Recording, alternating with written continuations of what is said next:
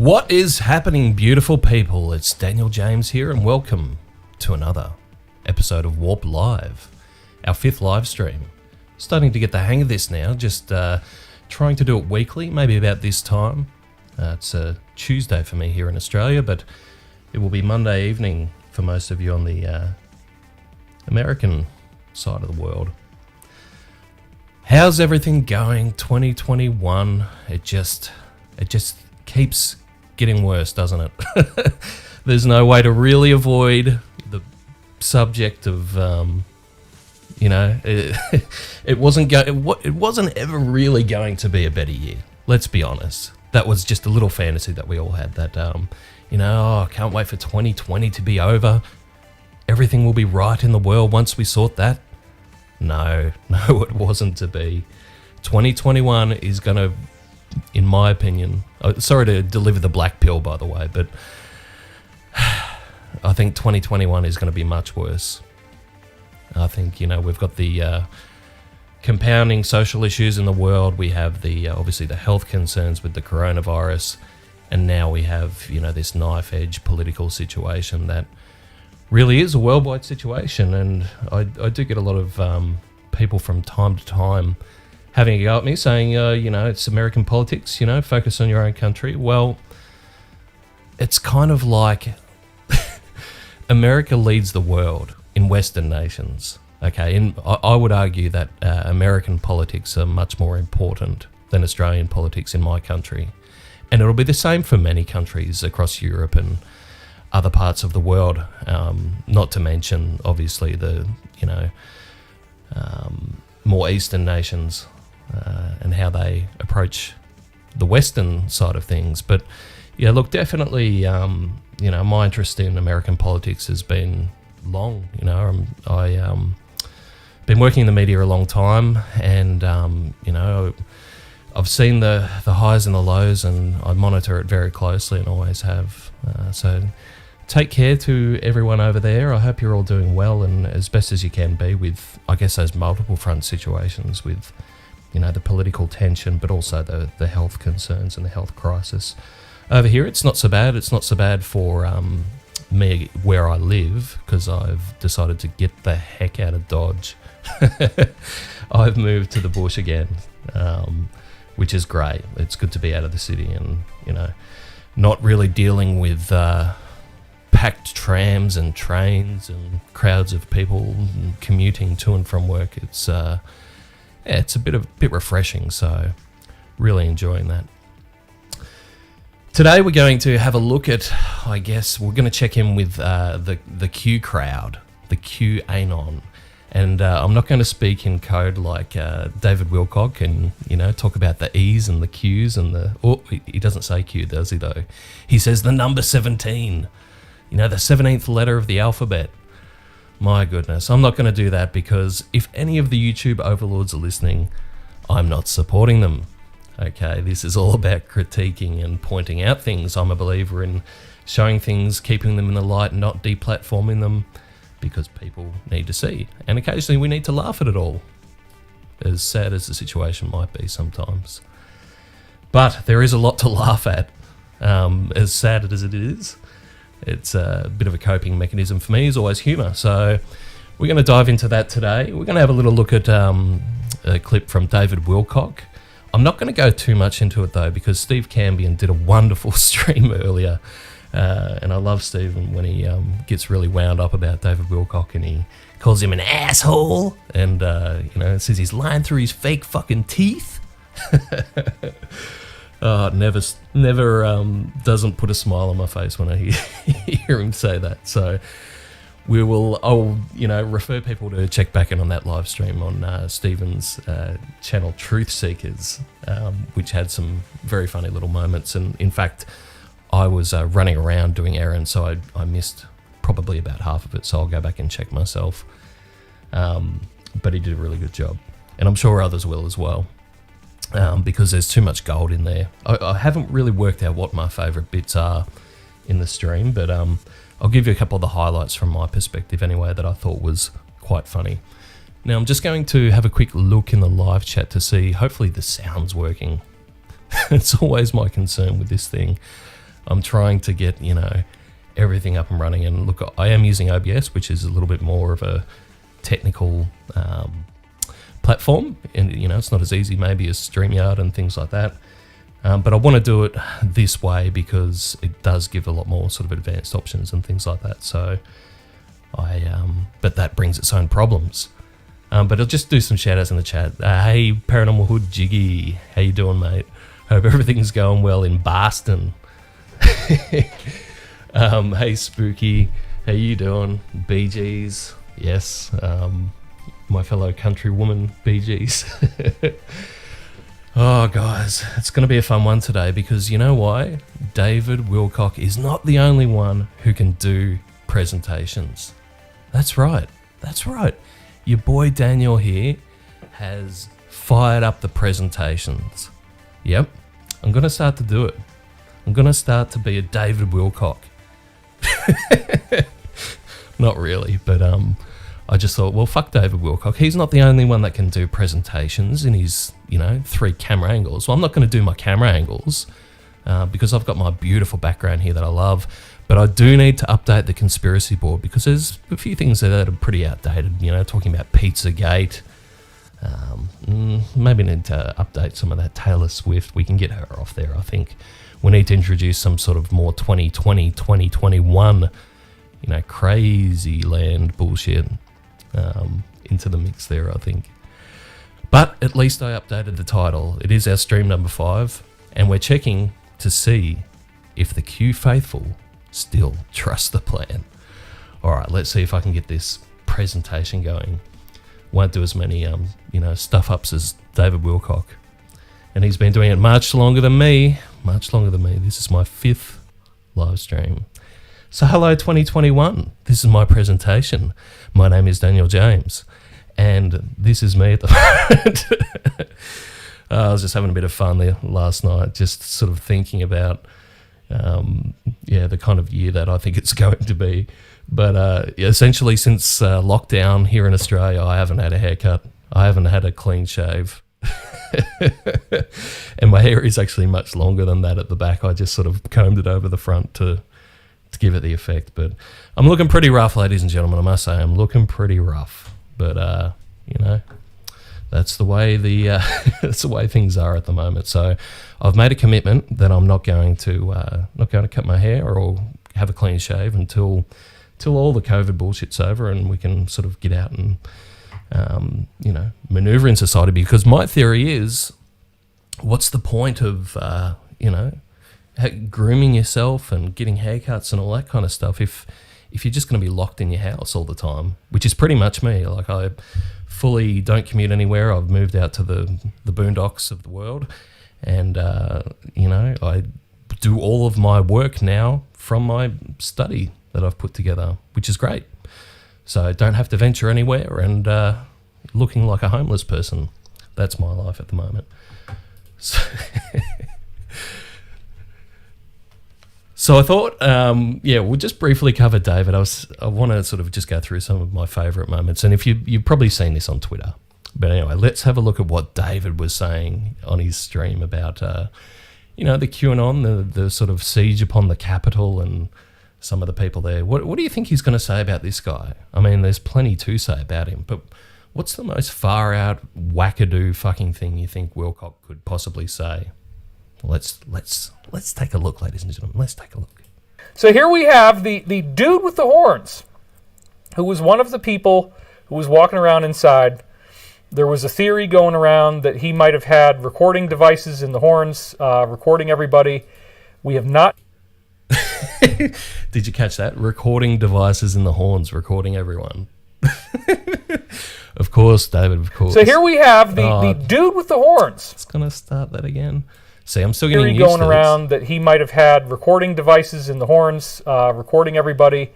We have not gotten this confirmed. There's a lot of speculation about this online. The sources that I talked to said that was not true, that he is a supporter, but he's not doing anything covert. I don't know. It could be either one. I don't know right now. I really. It could be either one, ladies and gentlemen. David Wilcock's just letting you know that it could be either one. He could very well have micro 4K, gimbaled cameras in those horns just recording things for, wouldn't you think that the fucking Capitol building's got like closed circuit TV like out the wazoo? There's probably not an angle that they couldn't capture in that place. So what's if he's some sort of infiltrated op? What's the point of him having cameras in the first place? Oh man, it just gets crazier and crazier. And if you didn't predict in your 2021 bingo that you were going to have a horned, half-naked man carrying the American flag, storming the Capitol building there in Washington D.C., well, I don't know.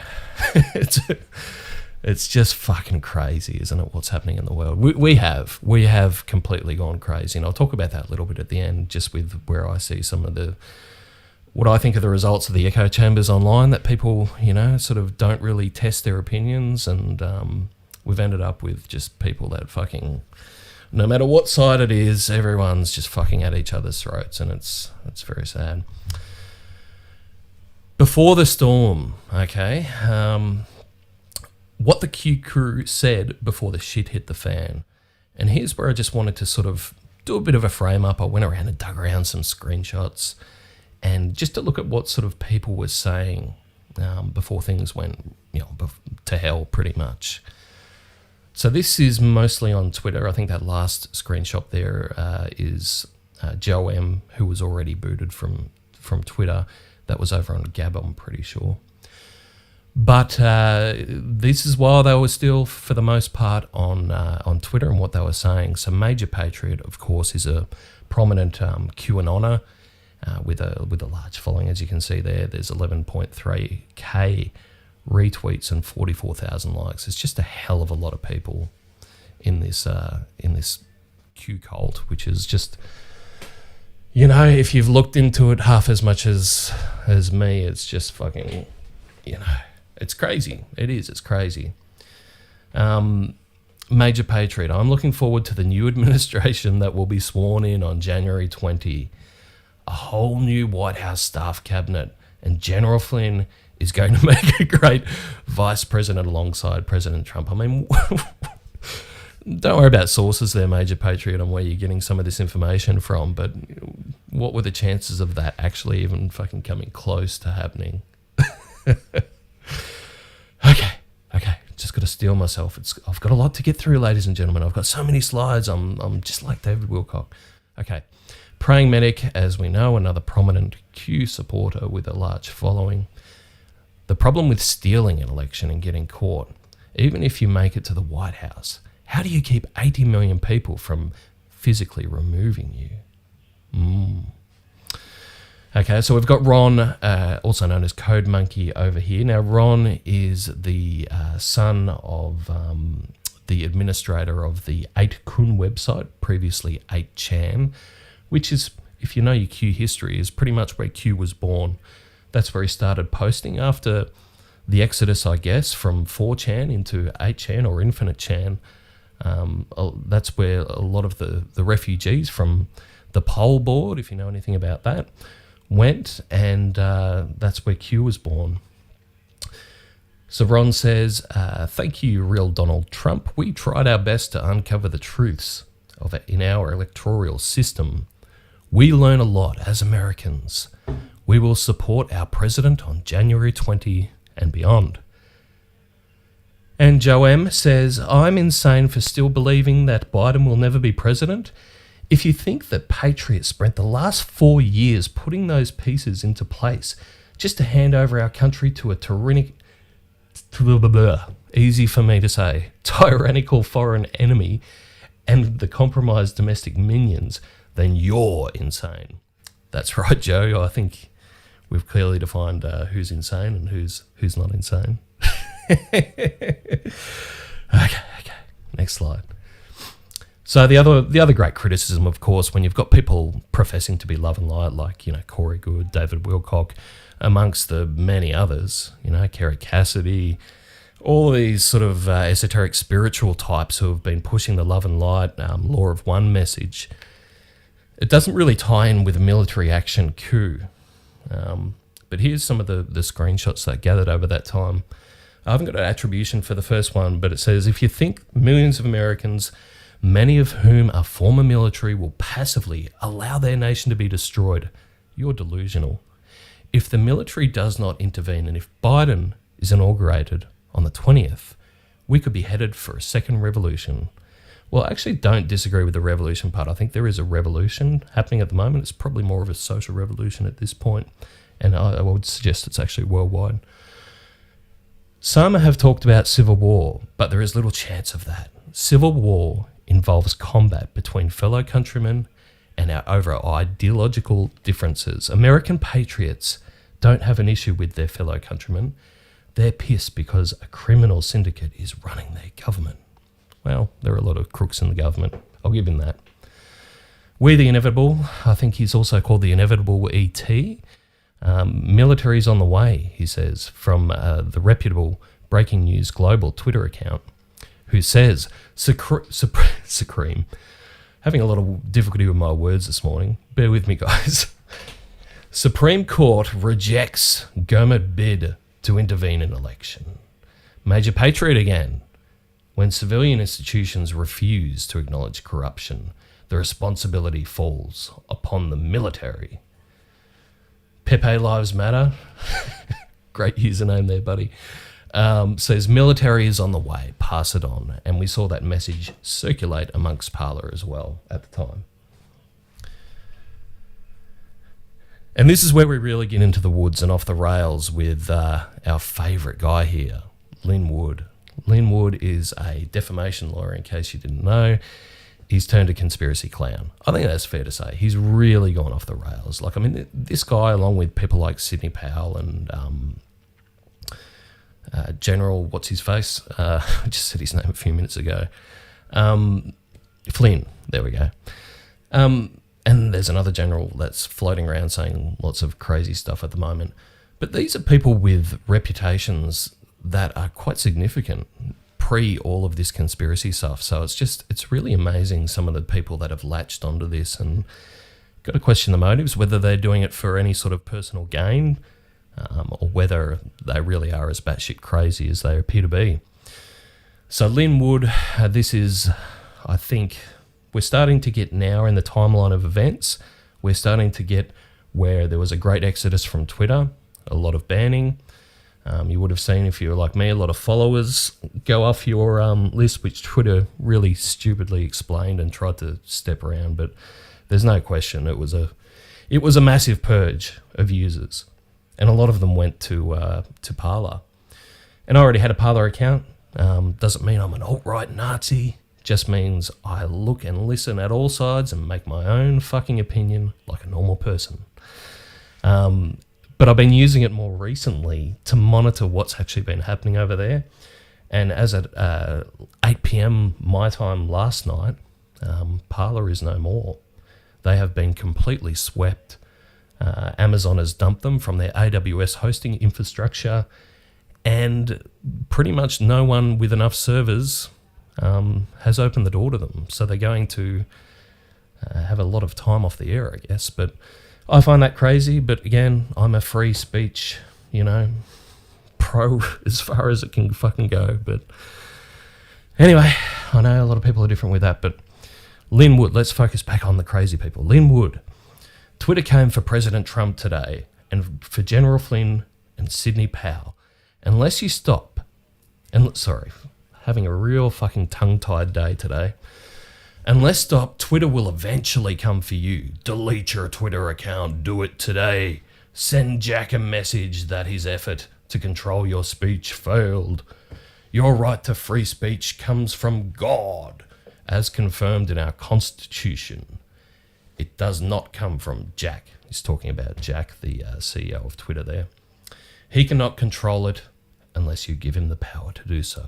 Strip Jack of all power. There you go. Cray. But it gets worse. It gets worse. Lin Wood. A great deal of evidence deals with pedophilia and child sex trafficking. Laws prohibit... I'm just thinking of all the fucking trigger words that I'm setting off here. Hey, YouTube overlords, I'm talking about these crazy people here. not perpetuating any of these theories. Thank you very much. Laws prohibit it from being transmitted online, so the evidence can only be brought to light in court. You will also be shown evidence at the proper time and through proper channels about the conclusive evidence of election fraud and acts of treason by many against our country. Perhaps shocking will be the masterful actions of President Trump in ridding our country of debtor state status. Our financial system is a paper fraud. Time for bankruptcy and a fresh start. The Great Reset, is that what he's peddling there? Just think, no income taxes. Good time to get gold, silver, land, etc. Real assets versus paper. It's 1776 again. Stay tuned.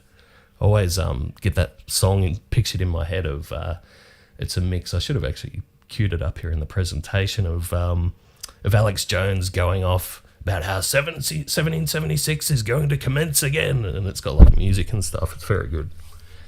Okay. I'm going to have to hang up that phone call. Sorry about that, ladies and gentlemen. Okay, Lynn, his other message, his parlay here. A great deal of evidence deals with... Oh, have I already read that one? Yes. Over the next 10 to 14 days, you will learn shocking information about many of our government officials and wealthy elite. Child trafficking and P, just sort of my David Wilcock impression there, are the worldwide pandemic. Revelations will relate to Joe Biden, Barack Obama, Chief Justice John Roberts, Hillary Clinton, Nancy Pelosi, Mike Pence, Jeffrey Epstein, Bill Gates, and thousands more. I've seen the evidence. It's conclusive. This truly will be the battle between good and evil. Don't worry, Spooky. That phone number is, I think, a fucking doctor or something. So it's either a doctor or a telemarketer. Okay. So here's Lynn. This was one of his more recent ones. Lynn tweeted out, Vatican blackout, Pope arrested on an 80-count indictment for child trafficking fraud. That's from the Conservative Beaver. Reputable publication. Conservative Beaver. Wow, you got to know that that's going to be true. And here he is as well. Good afternoon. I'm hearing rumours that Pence and leaders of the coup are planning to arrest and execute President Trump and his followers.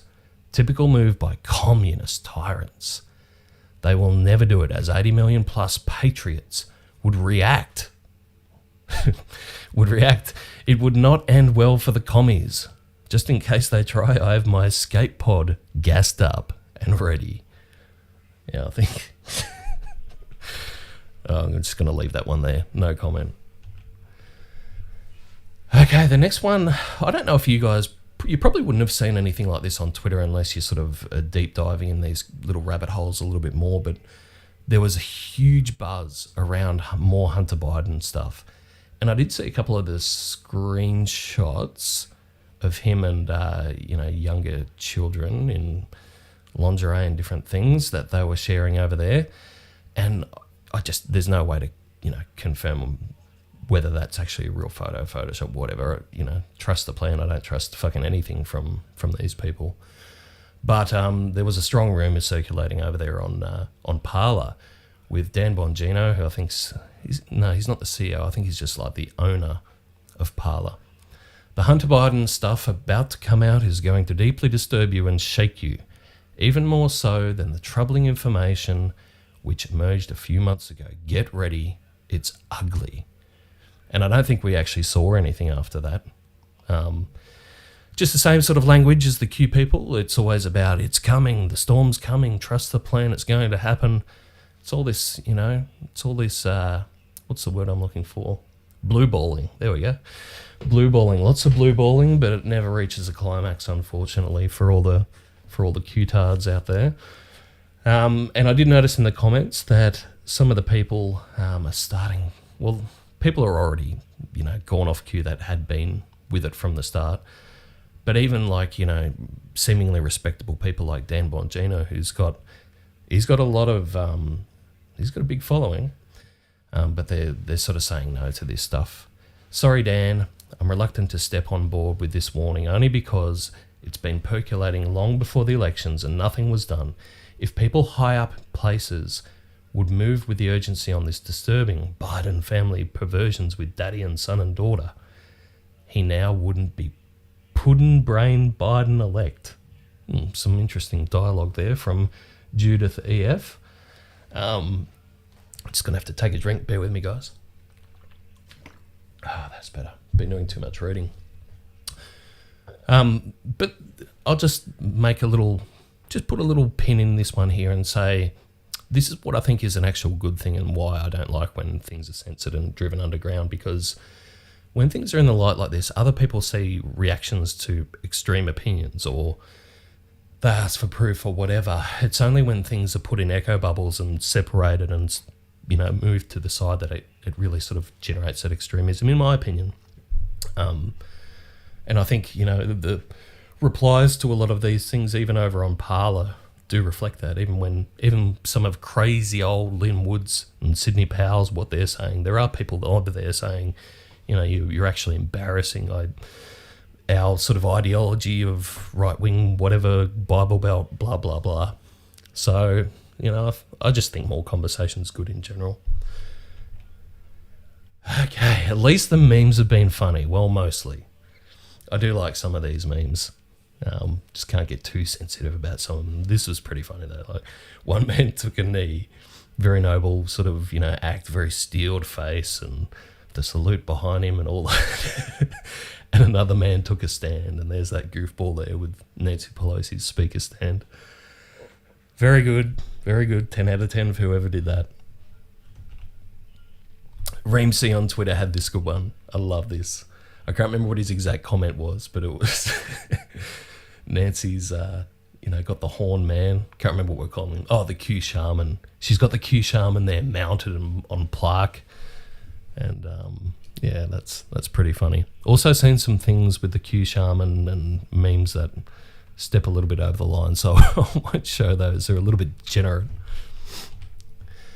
I love this one because so many people actually fell for it and they started perpetuating this one, right?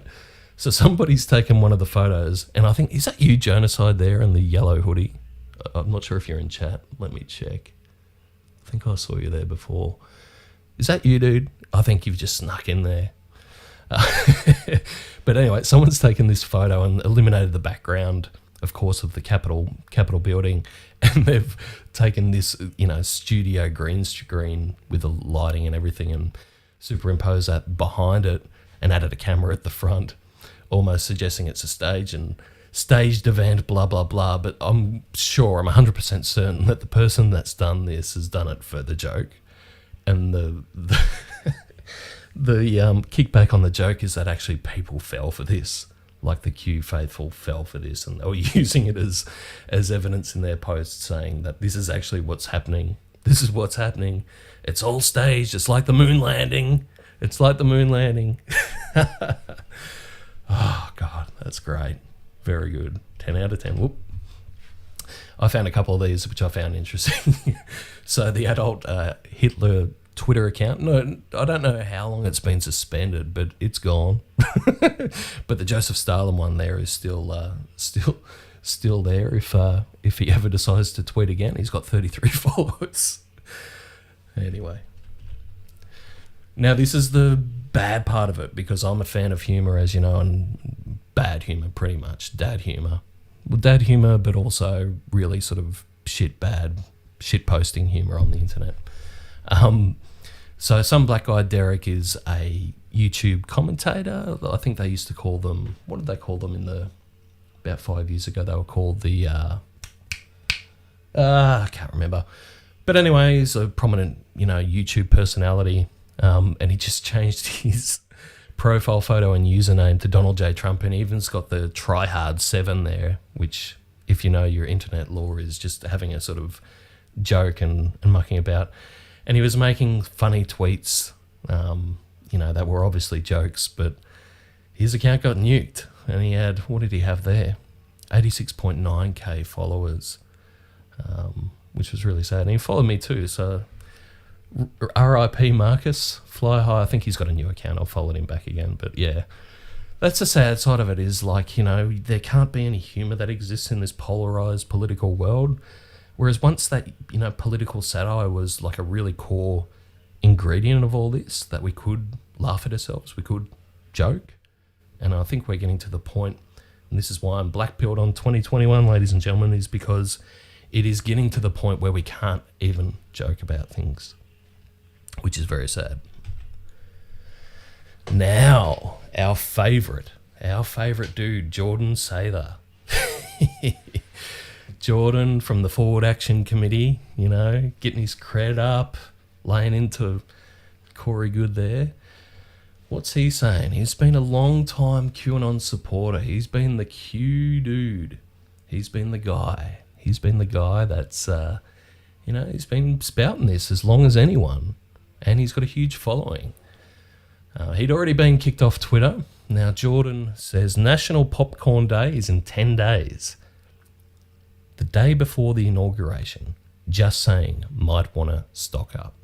So again, peddling the whole trust the plan, it's going to happen. There's going to be some sort of military action, you know, some sort of genius 5D chess move from Trump, and he's going to be installed as a second term of his presidency, which I'm afraid, Jordan, that's not going to happen.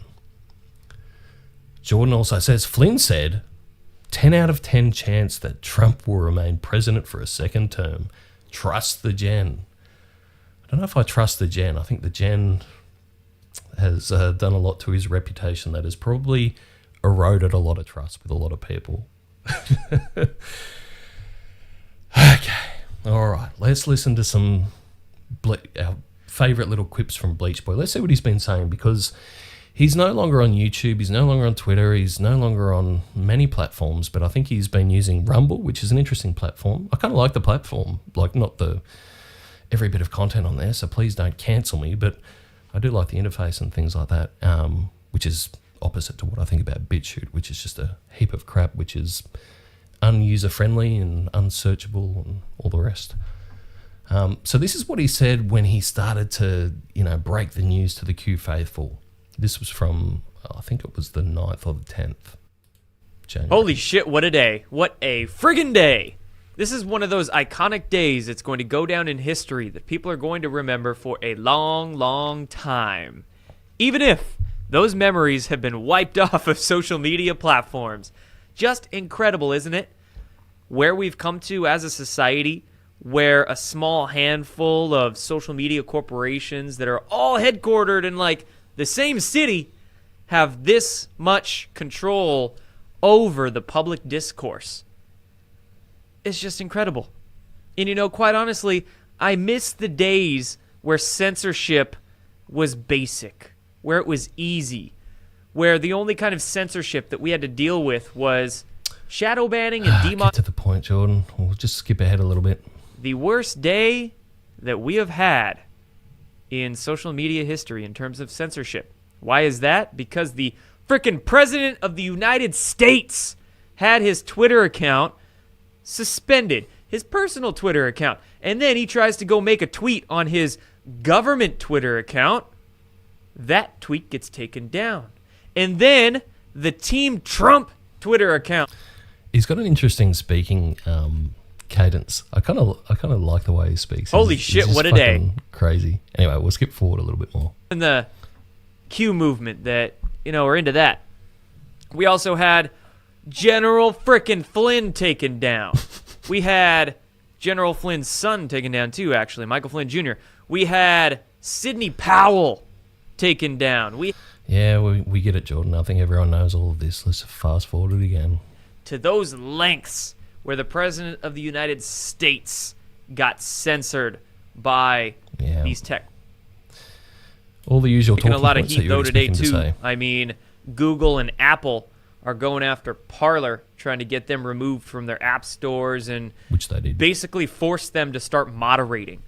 Apple gave Parler a 24-hour notice. Google already took down their app from their stores, but Apple gave Parler a 24-hour notice, and was saying, if you guys don't give us a moderation plan, then we're going to remove your app from the App Store. What the? Screw you, Apple. All these assholes. Like, it's not just the social media corporations, but big tech as an all-encompassing umbrella term. I agree with you there in the live chat, V. I think it is the bleach ingestion that has made him look especially crazier. Like, there's so many different avenues of censorship, so many different groups. When I see conservatives trying to claim like they're the only people that are censored in the whole world, it's like, no, not really. And it wasn't even conservatives that got censored today. It was Q supporters. Q supporters, okay? Touch on that more in a minute. But it's like all of big tech is censoring. So Yeah, you're right, Spooky. I should have fast-forwarded this because there is a bit towards the end where he gets off the basic reporting of what's happened and talks about the Q cult. And now, you know, if straight hosting companies take down websites like Parler or Gab or others, it's game over. So it's really freaking scary. It is scary. But at the same time, don't be scared and get your hopes down. Don't be needlessly scared. Don't think that doom and gloom is the only way forward, okay? Quite honestly, I've been sick of the doom and gloom the past few days. I'm sick of that.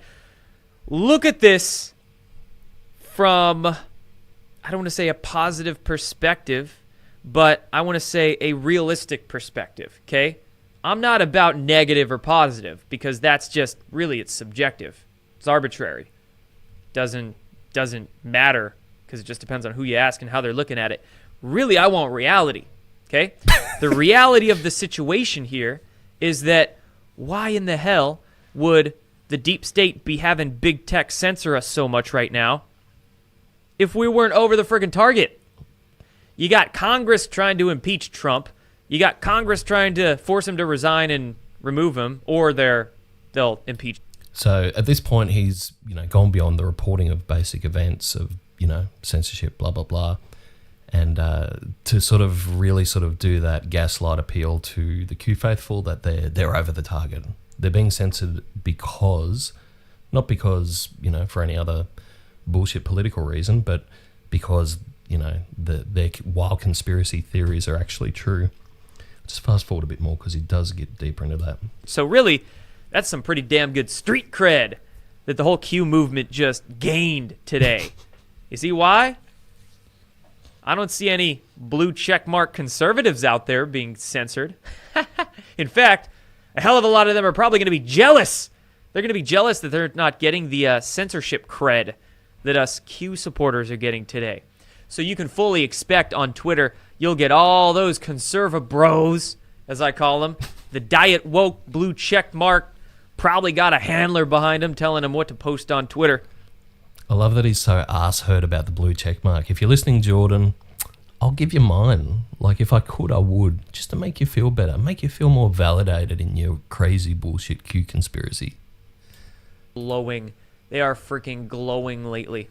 Whether they're trying to undermine Q or the trust the plan ideologies, or whether they're trying to just straight look like they're jumping off ship or doing an about face and they're starting to attack President Trump now. It's like... You're glowing shill. We see your true colors. Get out of here. We're not going to follow you on Twitter anymore because a lot of us can't. Too bad. So we'll probably see them start to throw more shade at Q followers, the Q movement. So, man, what a day. What a friggin' day. But this censorship is next level. It is definitely going to cause a backlash, cause some blowback from President Trump, no doubt. Duh, right? Like, he doesn't give up without a fight. Come on. Logical thinking. There is definitely something coming down the pipeline. We've got 12 days left till the inauguration. All right, 12 days. A lot can happen in 12 days. Shoot, a lot can happen in 12 hours. Just look at how these days are going. So we'll see. Let's give it a good ol' we'll see what happens. Right? Because there's still a lot that could frickin' happen. And I don't think any of this would be going on without them fully planning for it. without the white hats, without all the good guys behind the scenes there, having this factored into some sort of contingency plan of theirs, right? Just think of it. They know what they're doing. Even if people like Mike Pence is a bad guy, if Mike Pence is deep state, so be it. The White Hats freaking had that predicted. Come on, let's be real. All this, Let's be whatever real. the heck the plan is, I don't know what the plan is anymore. But for some reason, I still feel the need to have faith in it and to trust it. Call me stupid. Call me... You're stupid. You're really stupid, Jordan, because that's like the definition of being stupid, is to not know what a plan is but to still trust it. That is the definition of being absolutely moronically fucking stupid. Idiot. Go ahead. Call me a crazy, kooky conspiracy theorist, domestic extremist, terrorist person inciting violence. Whatever the fuck. I don't care. But I'm still here. I still have faith. I'm still going to be fighting on whatever platform I have left. Parler, Gab. We'll see if Parler and Gab even freaking work. I think so many people have been migrating over to their platforms today that it's been a struggle. They might be getting hit with a little bit of a DDoS attack too, but whatever the case, no, I'm going to be posting on whatever platform I can, even if it's just my email list. Whatever. I'm going to be pumping out content because what else do we have to lose at this point, folks?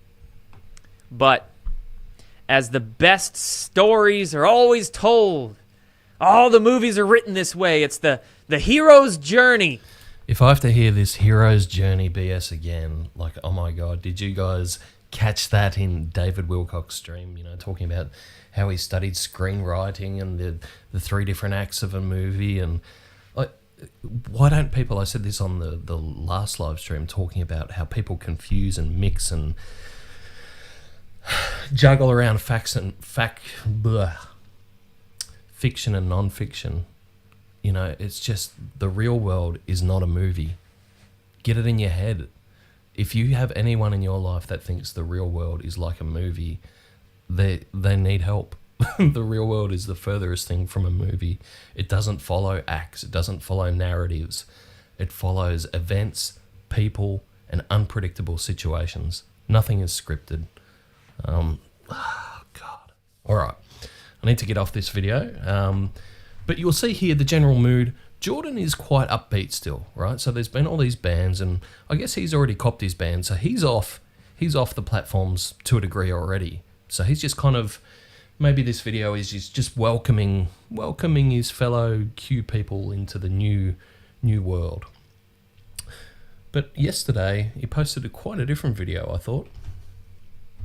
Here he is, Jordan, say the voice of reason. What's up, everybody? Welcome. It's Sunday, January 10th, and today has basically been a day of... How the fuck do I know if this is even true? Pretty much it right there. We've got two claims going incredibly viral today. Number one, saying that the Pope has been arrested. And the other one, alleging that Trump has signed the Insurrection Act. We're going to take a look at both of those in this here video. But first, I just want to preface a couple of things. Number one, some of what I might share here with you could be an unpopular opinion in the minds of many. You might be upset, you might disagree, you might not believe me. Hey, that all is your right to have, but I just want to say I'm not here to bullshit you. I am here to give you my thoughts, my information, my opinions, and do so being unapologetically me. See there, Jordan's not there to bullshit you. He's spent how many, probably the last up to 5 years. I'm not sure exactly when he came on the scene. I'd have to go back over some of my old research, but Jordan has been gaslighting, pumping. Even in that last video, he's saying that he doesn't know what the plan is, but he still trusts it. That's just like the biggest appeal to the Q crowd. And now he's going to try and come in and say, I don't know if it's a jealousy thing. Maybe it is, that there's all these other people even kookier than him that all of the Q faithful are flocking to. They're going nuts over Lin Wood, and they really are. Like, I think probably because, Sidney Powell, Michael Flynn, and Lin Wood, those sorts of people have captured, I guess, the evangelical types of the Q followers. And maybe, Jordan doesn't have that appeal. We know yeah, I don't think Jordan's like a model Christian, and he's talked about some pretty esoteric subjects, and I don't know if Jordan believes in no sex before marriage or things like that. Sorry, I'm just going to not say that. All right. We'll get to the Insurrection Act claims. So the idea that the Pope got arrested sort of stemmed from Lin Wood, of all people. He parlayed, posted on Parler this morning an article that was from an outlet, a website called Conservative Beaver, conservativebeaver.com. And this article so claimed, as the headline goes, Vatican blackout, Pope arrested on 80-count indictment for child trafficking and fraud. Thanks, Boomer, in the chat. So, yeah, Jordan hit the scene 2017. Okay. Skip forward ahead because, like, obviously he talks about what we've already discussed with the Conservative Beaver and, like, how, as a source, it's just laughable that anyone with any sort of reputation would put their name behind that. But he goes a little bit further to sort of dig into a lot of the others. Let me just sort of skip it forward here. From articles and YouTube videos from, like I said, really questionable people. And catch you later, Spooky. Also, like, actual fake stuff, such as this, such as the Mike Pence, Paul Ryan emails, so-called Mike Pence emails. He posted that a few days ago on Parler. They were faked. Even in the Dropbox link that he shared, it admitted that this originated from a realtruenews.org. Another, like, real clickbaity site. How credible is that, Miss? How credible is that? Like, that underpins most of the stuff that you've been pumping out there since 2017, Jordan. Like, you really have. You've been pushing all sorts of crazy, unsourced, underreported bits of speculation and rumour. I mean, you got up there on stage and introduced David Wilcock as one of your major inspirations, and his sources are sometimes his actual dreams. And he gets up there and says, come on, buddy, come on. You can't now, act like the voice of reason, stand up there and say, hey, Lin Wood, he might be a little bit cuckoo. He's doing all these things. He's not sourcing his facts and he's saying some wild shit.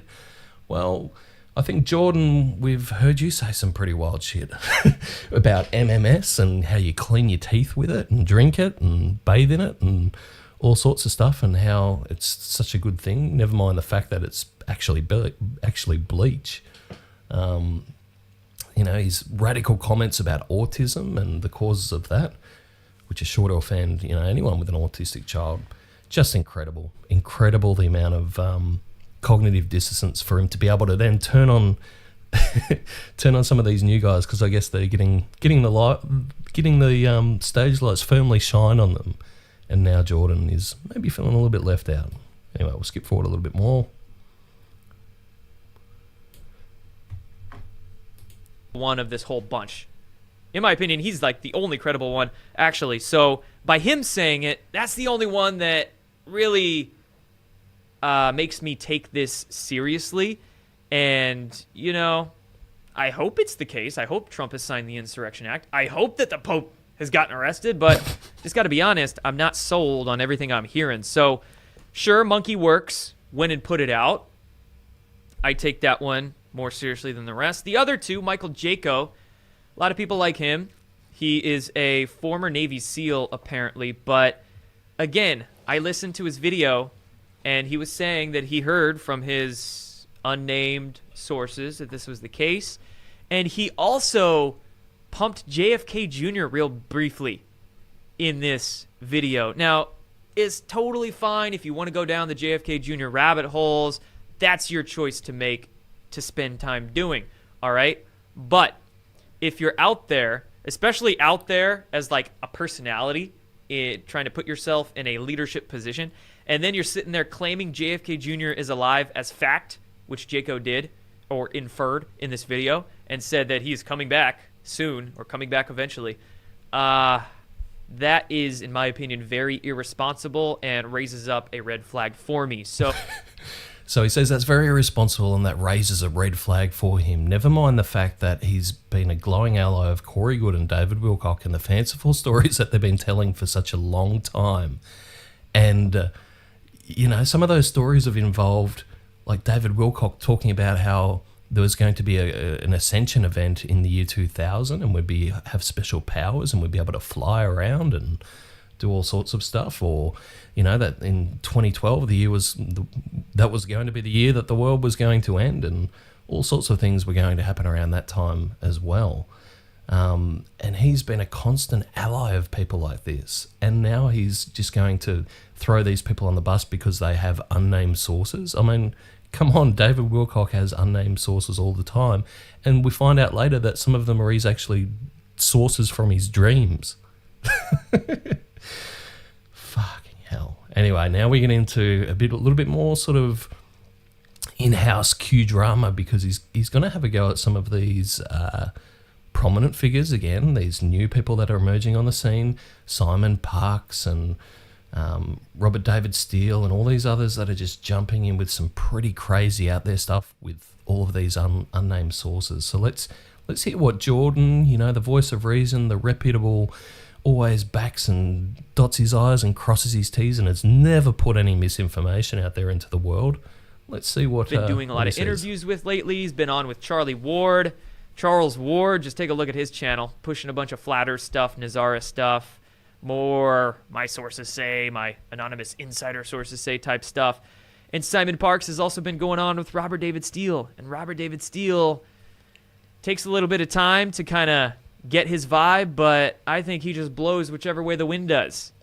And he's been putting out a lot of weird stuff, what I think is nonsense lately. So Simon Parkes, and even in his update today, like half of the update was Simon Parkes backtracking on mistakes he's made over the last 24 or 48 hours, which include that claim last night that President Trump was going to make a statement.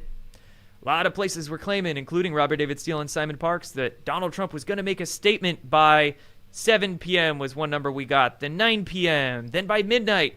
Never happened. I think Newsmax even...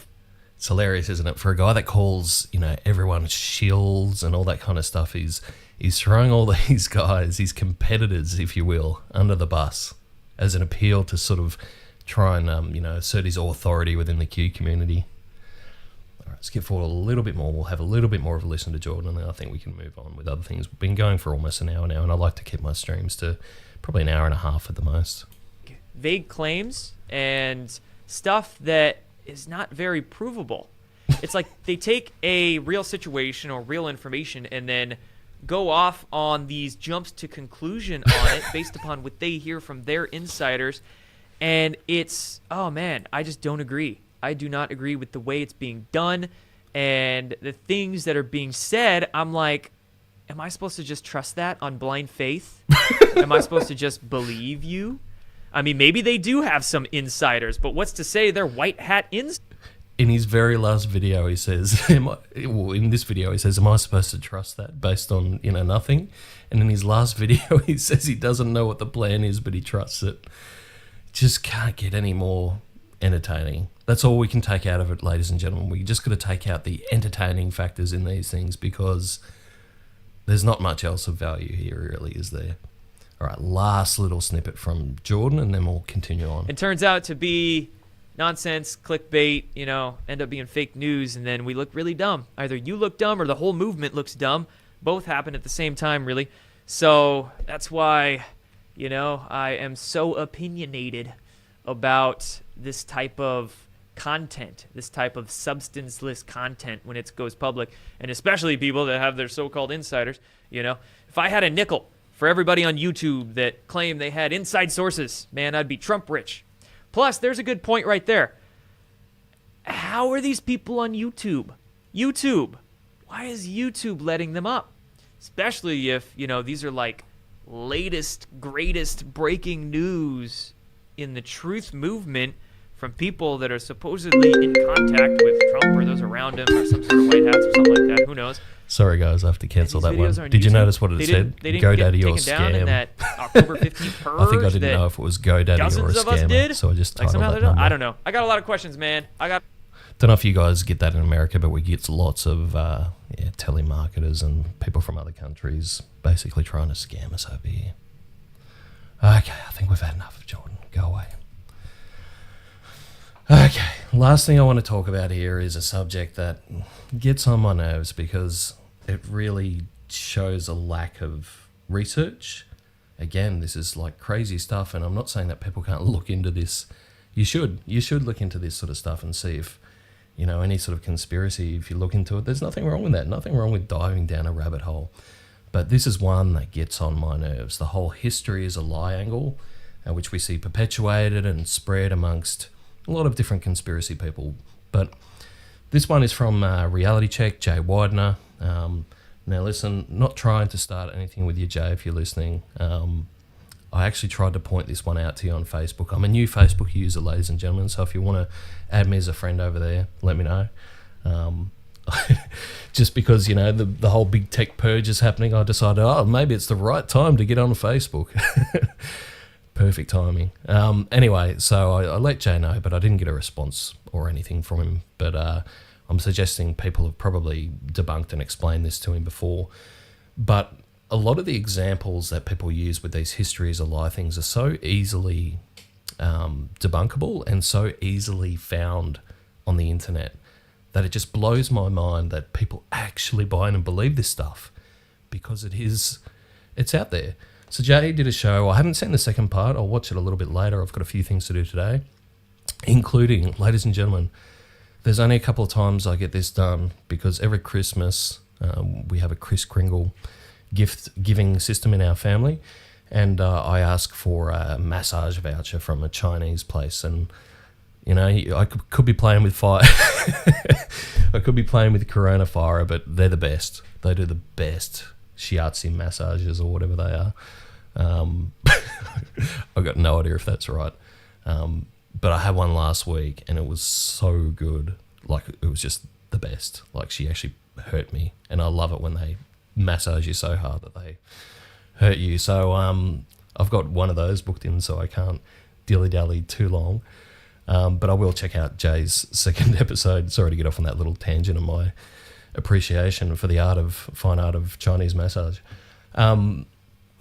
But I'll watch that a little bit later. But just a little snippet from this one. We won't spend too long on it because I want to spend a little bit more time on the actual answers to a lot of these things. So if you've been exposed to the mud flood or Tartaria or some of those conspiracies that are out there, this video with Jay and this Australian fellow from Perth paint a bit of a picture of what a lot of them say. I mean, there are some examples that could be like from genuine flood events, don't get me wrong. But one of the more common ones that they have is these, beautiful old Victorian-style buildings that were built in the 1800s, and they're proposing to a degree that they essentially were there when Christopher Columbus sailed to America. He found all these buildings there from a previous generation, and there was some kind of mass extinction event or something, and they found them and repurposed them and painted them different colours and put different facades on them to make them look different and all this crazy stuff. So let's just get a little taster from what Jay and this fellow are saying, just to give you a bit of background perspective. A bit of excavating in Russia, and this is what they find. So this was the street level here, or is the street level. And they've gone and done a bit of excavation, and look what they've found underneath. This is the original front door. Is it? And this is the one they've built on top into the second story. These windows, you can see they're exactly on top of this. Now can you see how that's been cut in half? Yeah. This is those windows that we see sitting on the pavement. And this is the rest of the window that was underground. Can you see that? I'll bring it up a bit better for you. There you go. Completely perfect. So yeah, this is the ground level. This is what you would see walking down the street, one of those ground level windows. Oops. One of the common things that they often say is like, why would there be windows below street level? Like, it must mean that it was, there was a flood event and they just had to seal up that bottom floor and start again on top. Sorry, just boomering up. A bit of excavate. Okay. God. Well, this is the thing. I mean, how much moisture would be getting in there? It wouldn't be a very nice place to be. No, it wouldn't. Now this one, this is a church. And as you can see, this is what it used to look like. This is the ground level. Okay. They did a bit of excavating and look what they found. A whole nother level underground. Okay, so this bit here is this. You can see the two windows. So this is the ground level, and it was literally just at the top of the original door. It was covered up. But here we've got the original door, we've got arches, like a whole nother story underneath. Just buried. Freaking unbelievable. So this stuff is, there's, like I said, go and have a look in your local city, guys, and you will see this stuff. What you need to look for is the big old world looking buildings. Anything that's kind of like a government building, a post office, a library, a school, a jail, a mental asylum. All these buildings they grab and they tag as government buildings, and that's so we can't poke around. I think this picture, this is okay, I think we get the general gist of what the mud flood conversation is about. Basically, they take and examine a lot of old historical photos, and one of the claims is that they say there's not any sort of historical photos of these buildings being constructed, so therefore we must have found them. And this guy even says like the term Freemason stands for the fact that these buildings are actually free masonry that they found, which is, like some dot connecting at another level. I'll just play a last little bit of it because there's a couple of reactions that they have to it here. So wait a they minute. run things down. Just speculating. Are you saying that when they arrived there in the 1860s or whatever, that they found this thing already built, or what? Yep. And the mud was all the way up to here, and then they And the mud was already covered. So they found them. Stairs and Yep. Basically, what it looks like is they've found them flooded. Some buildings they've, sort of taken a bit of dirt away, and then basically just so they could access them, and they've put like the stairs in here, going up so they can get to the front door, and they've basically just taken them because the word founded, Jay. I mean, think of the whole word founded. It's actually the word found. yeah, it is. Isn't it? But they just find it, and then they say, "Oh, it's founded." And the word Freemason, free masonry, free buildings. Yep. So there's all these, like a lot of things starts to tie in, but this is a very pretty telling picture. And like I said, this is the window to the left of the door is half covered. Is that right? Yeah. So this is they've put this dotted line in to show you the ground level. But this is the top of it, and this is the bottom, underground. This is why I struggle with Jay sometimes, because he does sometimes have like really good guests on and interesting conversations, but then we get something so wild and so nutty and so loony, and there's not that sort of critique or anything like that. Catch you later, Lee Veltman. Thank you for stopping by.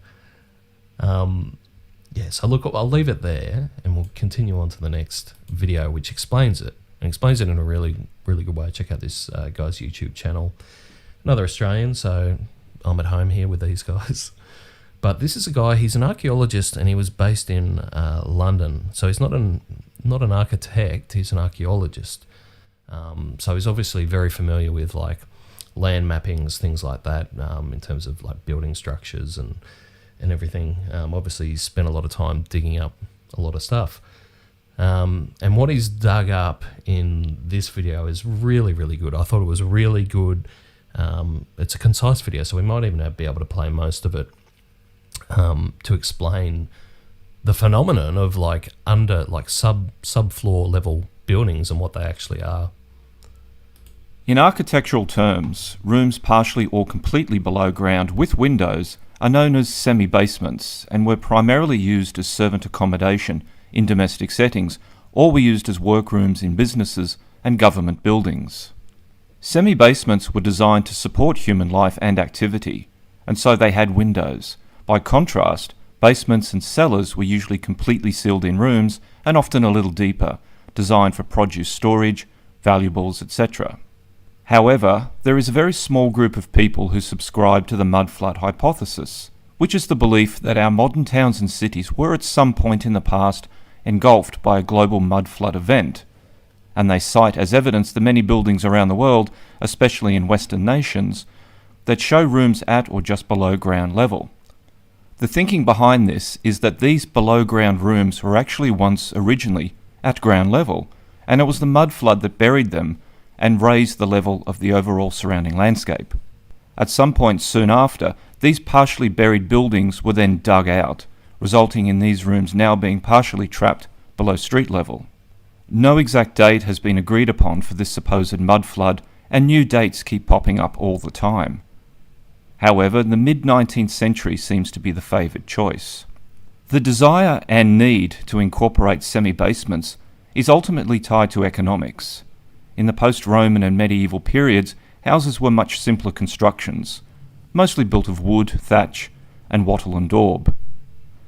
But as Western nations expanded their influence and trade across the world in the late medieval period and into the early modern period, some people, now flush with wealth, began building larger, more ornate private homes that required servants' quarters. And it was often in the countryside, not in the cities, that large grandiose homes began to incorporate below ground level accommodation. Why do you think they might have low sub-ground level accommodation? Coles Hill House, built around 1660. Clarendon House in London, completed in 1667. Chatsworth House, circa 1565, remodelled and completed in 1707. These country manor houses needed considerable numbers of staff, and so these people were often housed either beneath the manor or else in a side or separate wing on ground level. And you can see there, like, there's some rationale for why they're kept at that level as well, is because the gallery and everything was directly underneath the scullery and the kitchen and all of those rooms which probably house linen and foodstuffs and, you know, all that kind of thing. And these people predominantly worked at that subfloor level, and they would bring things up to serve people. So it actually really makes sense in why buildings were constructed like this. And as the fellow says, like, you know, we're talking about those popping up in country houses in, you know, newfound wealth nations. And now we move to explain why a lot of the state buildings, what are now actually being converted to state buildings, were actually, if you look at most cities in the world, most Western cities anyway, you look at a lot of these buildings, these very historic large buildings in the inner city, they have been converted over time into things like banks or department stores or things like that. And the need for them to have those, servants and things like that, there was a rise in the middle class, there was a lot of things going on. Again, it's economics, is that they chose to, instead of making those living quarters, to then brick up those bottom windows and potentially fill it in and then treat it more as a basement level, okay? Storage of goods and things like that. Revolution, the wealthy, now often living in the larger cities, wished to house within their own new multi-storey homes a growing population of domestic servants. The design concept of below-ground rooms from country homes was brought to the rapidly expanding cities. Hence, new homes for the wealthy took advantage of their limited block sizes and were built with servants' quarters incorporated into the design, but hidden away partially below ground level. Why have only 2, 3 or 4 floors when you can have an extra one, tucked away for the servants and mostly out of sight for visiting wealthy friends? Labour during these times was cheap, and so sometimes multiple servants could be employed, and these might include cooks, nannies, caretakers, butlers, valets, and laundresses. The British census of 1891 showed that there were 1.3 million girls and women working as domestic servants in the UK, and by the start of the 20th century, domestic service was the single largest occupation in Britain. Where were these young ladies accommodated? Often in purpose-built semi-basement accommodation. But the majority of homes with semi-basements were terraced houses, maybe only employing 1 or 2 people, or sometimes none at all, These styles of homes are prevalent across many parts of London and other British cities today, and they Yeah, I don't know about you guys over there in the US. I mean, I do actually, because I've seen a lot of these building styles in, you know, places like Philadelphia and that sort of thing. But over here in Australia, it's very common, this terrace housing with the subfloor basement level building. Yeah, very, very common over here in all of our major cities. architecture flourished in Britain and Western Europe, so too were they transplanted to the lands being colonised by Europeans. That's why we see such designs, often built during the 19th century, in places like North America and Australia. People wanted to emulate the architecture of the places they had left. They wanted to carry on the styles and trends that were fashionable in their home countries. And it wasn't just homes that were built with semi-basement facilities. Often government buildings and office buildings were constructed to include a semi-basement. These were often used for storage of goods, but which still required people to interact with them. Printing presses, machinery, heavy goods. Printing presses is an example that I know well. Obviously, I've got a history in the media and especially newspapers. And I've worked in a lot of old newspaper buildings, one of which I worked at the New Zealand Herald in Auckland, which is the largest paper in New Zealand. And going down to the subfloor basement levels there, and I say levels, is because you did have like that level of like printing press was rattling down there beneath the building, like so much so that you know on the upper floors of the newsroom you would hear the press roar and start up, that sort of thing. Heavy goods storage, inventory, and so on. When the economic need for partially below-ground accommodation dried up, the style went out of fashion. That's why you don't find semi-basement servant accommodation being built after World War I. There just wasn't the economic need anymore. It was also at this time that public transport became more widespread, and this greatly reduced the need to house servants within wealthy homes. That's right, they could go out to the suburbia and, you know, come in. So I won't go through all of this, but, really, really good video that this guy's done to sort of explain why a lot of these older buildings were built the way that they were, and, you know, they were built that way because of, you know, the economy and way things were and the price of labour and storing people. And, yeah, obviously we go through these changes in society. And here is his more topographical, like archaeology knowledge coming into play, because now he talks about like the lay of the land and like the possibility of a flood and why certain areas would be flooded and not flooded if there was an event like the mud flood. Ask this question because Westminster Abbey sits on lower ground than areas such as Holborn, Bloomsbury, St John's Wood and Mayfair, which are to the north. And all of these northern areas have many buildings that feature partially below-ground windows and rooms. So the question is, wouldn't a mud flood flow downwards? Why would the mud envelop buildings on higher ground, like at St John's Wood, and yet leave buildings unaffected on much lower ground, like Westminster Abbey? If you take a look at Google Earth Street View, you can see a multi-storey building with windows partially below ground level, and mudflood proponents might label this as a mudflood building. Yet if you pan right, you can see Westminster Abbey standing at ground level. It is clear that the later smaller building, when constructed, was deliberately dug down below the natural ground surface as part of its design and construction. Okay, I don't think we need to play too much more there. I think we should all be understanding of, hopefully in agreement. Tell me what you think if you think I'm wrong.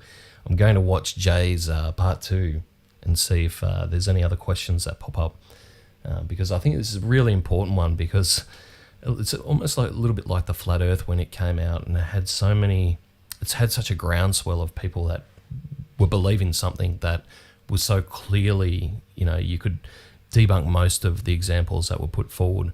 But I've seen on going down the rabbit holes on YouTube and comments and things like that, there is a huge community that supports the mud flood theory. So interesting one.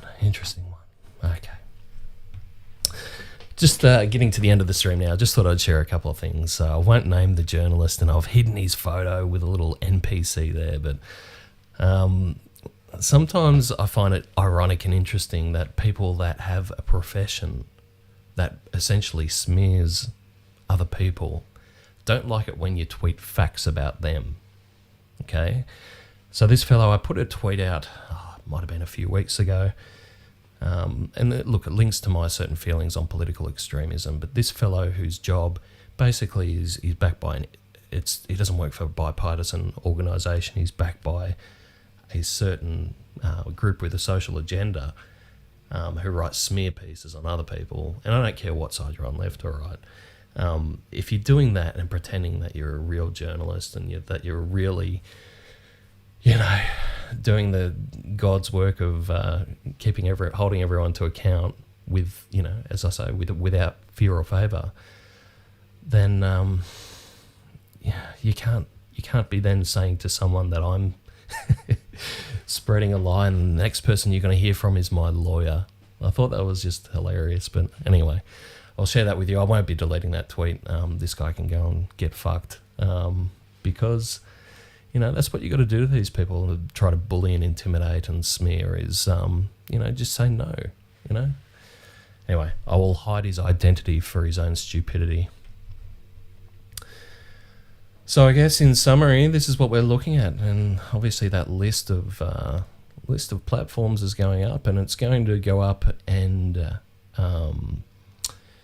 go beyond the platforms. It'll move to sort of payment processing and things like that, as we're starting to see, and obviously with Amazon on the cloud and other services. So really interesting time. Like I've had a lifelong interest in free speech, civil liberties online.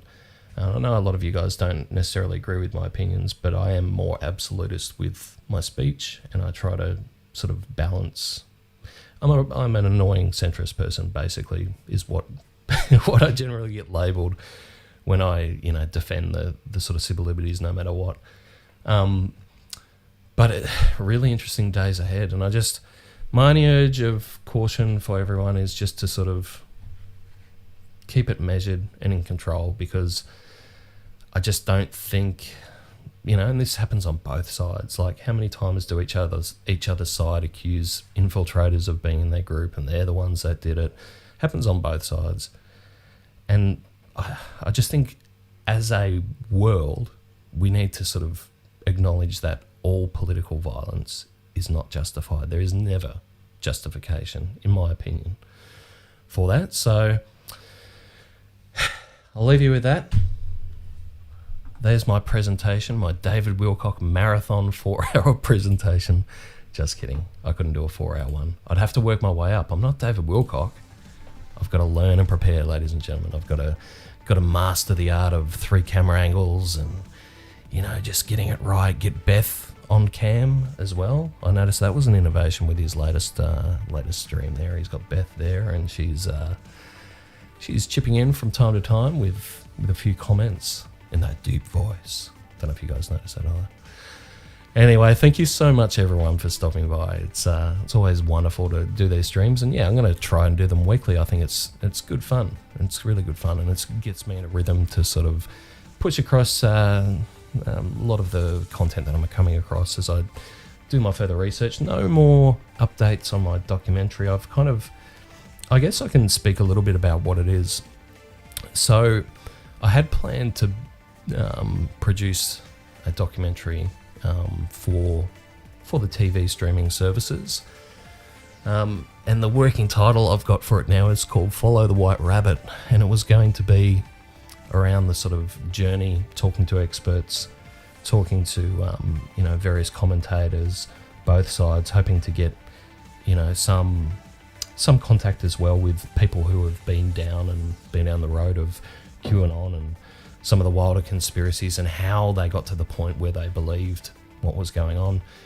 And I've kind of stopped and put that on hold a little bit, just with what everything is going on in the world at the moment, just to sort of stop, take pause, because the movie, God, I hate to say that term, the movie hasn't ended. It's not a movie, it's real life. But there's so much going on at the moment. I don't want to put out something, and I want to do a really good job on it. But there's just so many developments every day. I wake up in Australia is really weird. I got to tell you guys, and it was weird when I was over in America and waking up as well. And the other side of the world's already had mostly a half a day, and you never know what crazy stuff's happened. And for me at the moment, I wake up and think, what the hell's happened in America overnight? Is there another riot, or is there another event that's going on? And yeah, I spend probably my first half an hour every day trying to catch up on what's going on over there with you guys and everything, and obviously hoping that you're all safe. And yeah, hopefully the new year's treating you a little bit better than it is for most people. But hang in there. Love out to you all, and I'll catch you again next time. Hopefully we can rope Stina in. I tried to get her this week, but I don't know if she had time. But we'll get her back, and we'll test out the Discord side of things. And if anyone ever does want to come on the Discord or help me test it, that would be good. But anyway, without further ado, thank you so much, everyone, and I'll catch you again next week.